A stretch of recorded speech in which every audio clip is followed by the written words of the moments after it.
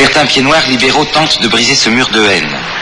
Leur chef de file est Maître Poppy, avocat à Alger. Maître Poppy, vous êtes considéré ici à Alger comme un libéral. Effectivement, je suis, parmi tant d'autres, un des éléments animateurs du mouvement libéral algérien.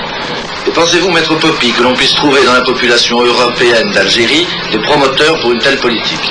Sans difficulté, en ce qui nous concerne, les cadres d'un futur parti libéral existent. Et vous pensez qu'avec des réunions publiques et avec de l'information politique, comme vous dites vous-même, on arrivera à rassurer la population de Bab el-Oued? Nous sommes persuadés que si nous avons la possibilité à ces gens-là de leur faire comprendre qu'une république algérienne est un État neuf dans lequel ils auront à la fois tous les droits de citoyens à part entière, eh bien je suis persuadé que nous arriverons à les raisonner, car pour eux il n'y a pas d'issue. L'Algérie française est morte, il faut qu'ils se tournent vers l'avenir, et que vers cet avenir, ils arrivent à s'intégrer en citoyens pleins et entiers de la République algérienne.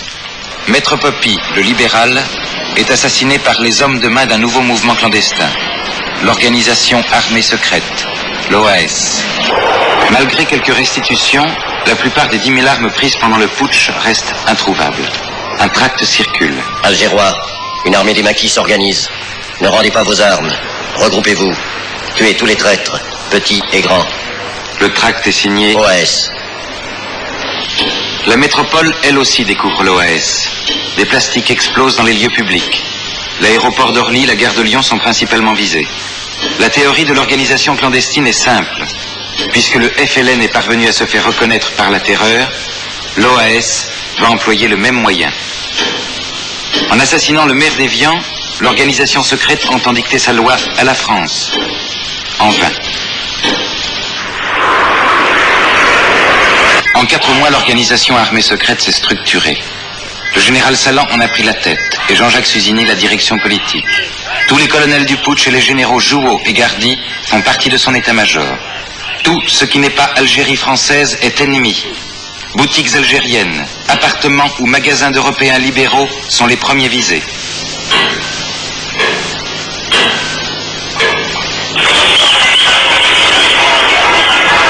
À Alger, la ville européenne participe à un embouteillage monstre pour montrer sa solidarité avec l'organisation.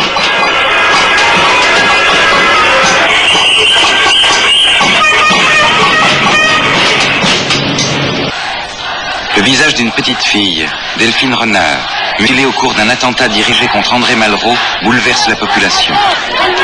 On oublie le FLN pour ne plus penser qu'à l'OAS qui multiplie les attentats. Le peuple est prêt à manifester son opposition à l'organisation secrète.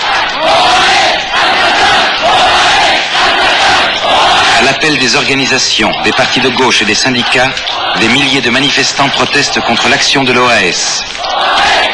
En fin d'après-midi, c'est l'affrontement avec les forces de l'ordre.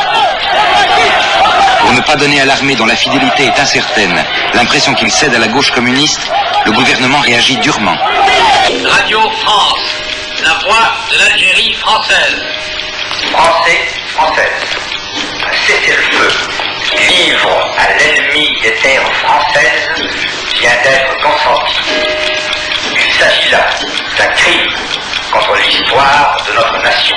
Je donne l'ordre à nos combattants de harceler toutes les positions ennemies dans les grandes villes d'Algérie. L'OAS veut rendre les accords d'Évian inapplicables. À partir du 22 mars à 0h, officiers, sous-officiers et soldats seront considérés comme des troupes au service d'un gouvernement étranger. Le 23 mars à 10h, un camion militaire est attaqué par les commandos Delta. 7 morts, 11 blessés, tous des appelés du contingent. L'OAS tente de transformer Bab el-Oued en camp retranché. Le général Ayret, commandant supérieur, dirige l'assaut. Entre l'armée et les commandos Delta, il y a toute la population civile, terrorisée. Contre les Delta qui attaquent l'armée au fusil mitrailleur, Ayret fait donner l'aviation.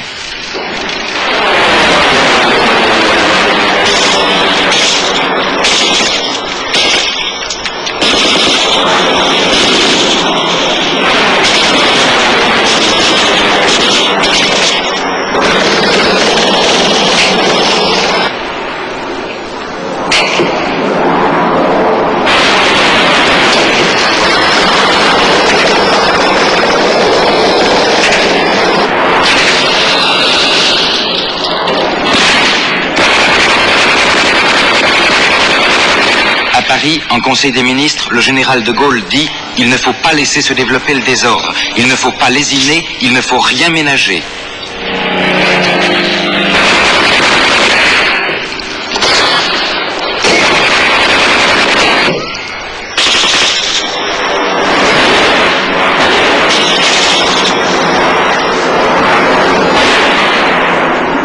À la fin du jour, les commandos OAS ont fui. Le combat a fait au moins 20 morts et 80 blessés civils. Reste la population européenne que l'on va briser par le blocus et une vaste opération de police. Elle va connaître pendant quelques jours ce que la population musulmane a connu pendant des mois lors de la bataille d'Alger. Le camp retranché, l'État dans l'État promis par l'OAS, n'est plus qu'un quartier dévasté par la guerre civile, où les pieds noirs abattus et désemparés pleurent leur mort et le fol espoir perdu. Jusqu'à la mort, vous entendez, monsieur, tous ici, avec les sanitaires, jusqu'à la mort, vous entendez. Madame, vous valez 1000 hommes, madame. Je ne sais pas si je suis donné en une femme, mais jusqu'à la mort. J'ai 3 fils, et je les donne pour la cause.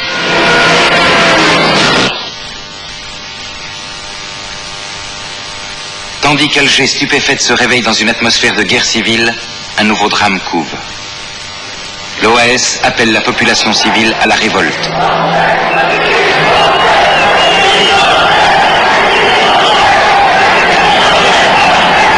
Dans son instruction numéro 29, le général Salan a écrit « Sur ordre des commandements régionaux, la foule sera poussée dans les rues à partir du moment où la situation aura évolué dans un sens suffisamment favorable. » Le moment est venu.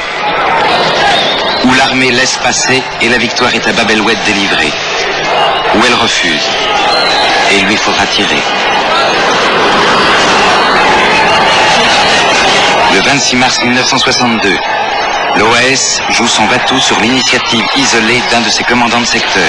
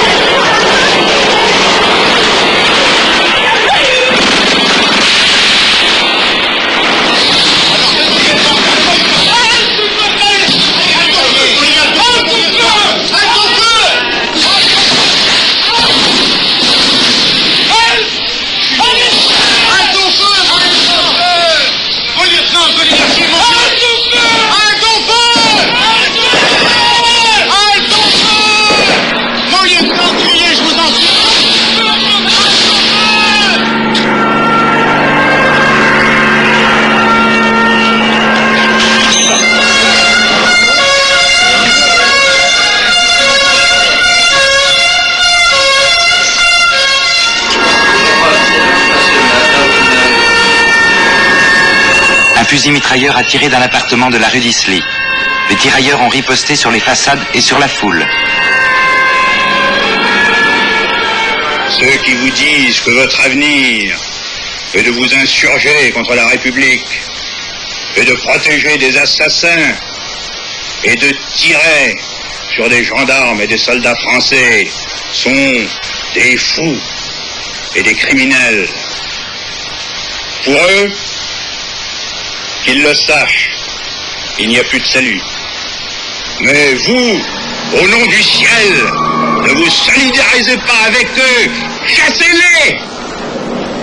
De son refuge, le général Salan, qui ne se fait plus obéir de ses troupes, tente de sauver la face. Nous avons incontestablement à l'égard de la rébellion, surtout de ceux qui se battent bien, de ceux qui n'assassinent pas. Je dis bien, il faut bien faire la différence. Mais à l'égard du combattant FLN, nous avons le respect du combattant parce qu'ils se battent correctement. Et rien ne dit que le temps venant, du reste, ces hommes comprendront que c'est nous la véritable force. Et ils seront auprès de nous. Je le pense, c'est possible. Salan est-il prêt à négocier avec De Gaulle? Non, je ne vais pas négocier avec le général de Gaulle. Le général de Gaulle s'est séparé de nous, c'est fini pour nous, le général de Gaulle.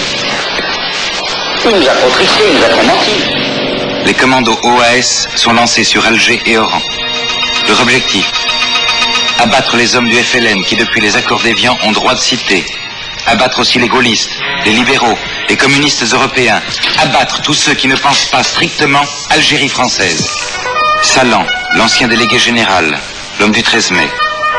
Jouot, ancien patron de l'aviation en Algérie, sont arrêtés à 1 mois d'intervalle. Après l'échec de Bab el-Oued, après la catastrophe de la rue d'Isly, les commandos livrés à eux-mêmes pratiquent la politique du désespoir. Tout casser, tout détruire, ne laisser du pays qu'une terre brûlée.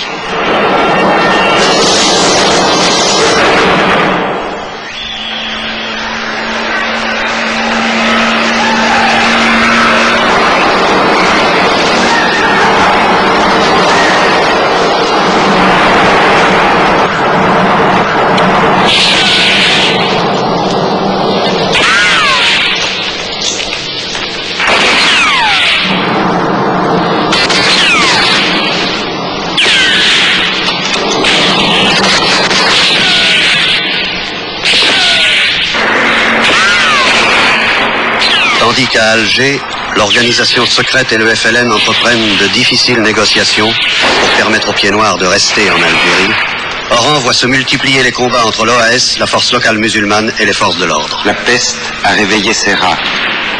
La ville est en proie à la guerre civile. Soudain, la nouvelle éclate. Le FLN et l'OAS ont conclu un accord. Le bon commandement de l'armée secrète donne l'ordre, à partir de ce soir minuit, de suspendre les combats et d'arrêter les destructions.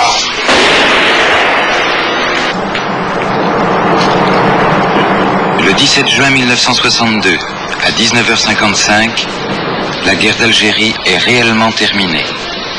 Les irréductibles d'Oran ont incendié les réserves d'essence du port avant de quitter à jamais la terre tant aimée. Franchir la Méditerranée devient l'obsession. Fuir le plus vite possible. Ne pas voir l'inéluctable, le toujours refusé. L'Algérie